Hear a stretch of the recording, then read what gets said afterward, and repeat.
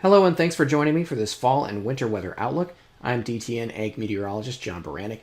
This year has been tough for many producers, leading to an expectation of reduced yields for most areas, but we still have to harvest those fields. What does the fall season look like, and does winter have any encouraging signs for the 2023 season?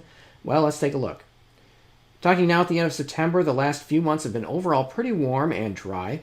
There have been a few colder periods that moved through the country, but overall the heat has outweighed these cooler periods.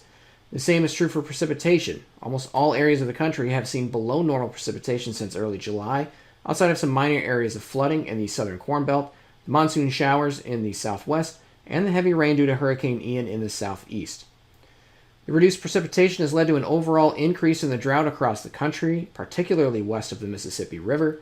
Texas saw a couple of tropical features that made for drought reduction, but the drought is still in place across most of the state and has been getting worse in recent weeks. Precipitation deficits have also meant lower soil moisture across most of the country. All areas from yellow to red are below normal for this time of year for soil moisture. That's in the top 80 inches, so most of the soil column. Only a few areas in the northern plains, eastern Midwest, and down in the southeast have above normal soil moisture. Ian's precipitation is yet to be captured by this image. A lot of this pattern is due to the ongoing La Niña conditions that we have been in for the last 2 years. And it looks like we're headed for the third straight winter with La Niña in control.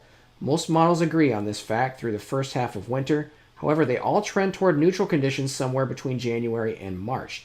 That means we'll lose our largest climate driver for the last half of winter and into spring 2023.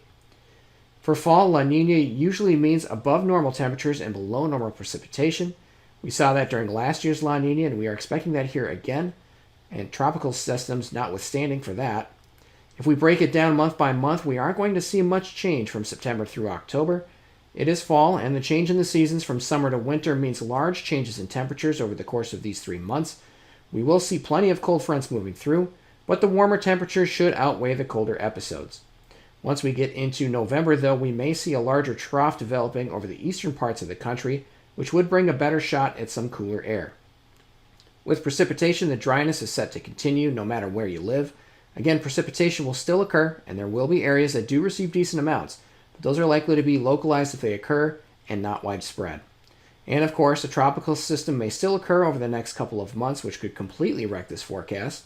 But overall, the combination of above normal temperatures and below normal precipitation should be favorable for harvest for most of the country.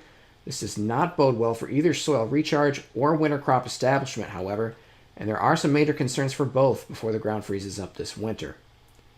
When we do get to winter, we should see a typical La Niña pattern emerge, which is usually a clipper pattern. Storms form in the Canadian prairies, make a dive for the Great Lakes, and then shoot back up into eastern Canada. They usually come with bouts of colder air for the north-central U.S., but have a hard time penetrating farther south. Maybe a couple of cold shots make it through. But they also don't come with a lot of precipitation until they get east of the Mississippi River. If they come with regularity, though, the smaller amounts that do occur over the north-central U.S. could add up to some above normal snowpack. We saw that last year, but only in limited amounts. Overall, that's not an ideal situation for replenishing soil moisture or storing it for springtime. Even during last year's constant clipper pattern, snowfall was only above normal for some small locations in the north-central U.S. It was the spring rains that caused all the late planting and flooding.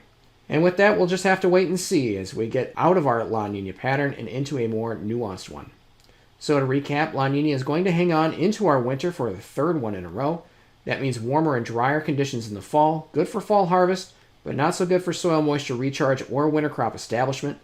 For winter, we should get into a typical clipper pattern that leads to cooler temperatures across the north and near or above normal across the south outside of some cold penetrations. If anyone is likely to see above normal precipitation, it would be in limited areas across the north, but even that doesn't mean we can't eliminate the drought.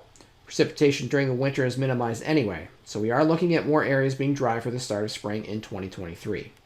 That's what the weather conditions look like for the fall and coming winter. If you'd like to know more about conditions for your operations, check out our website at mydtn.com and sign up for a free trial. Thanks for watching. I'm DTN Ag Meteorologist John Baranick.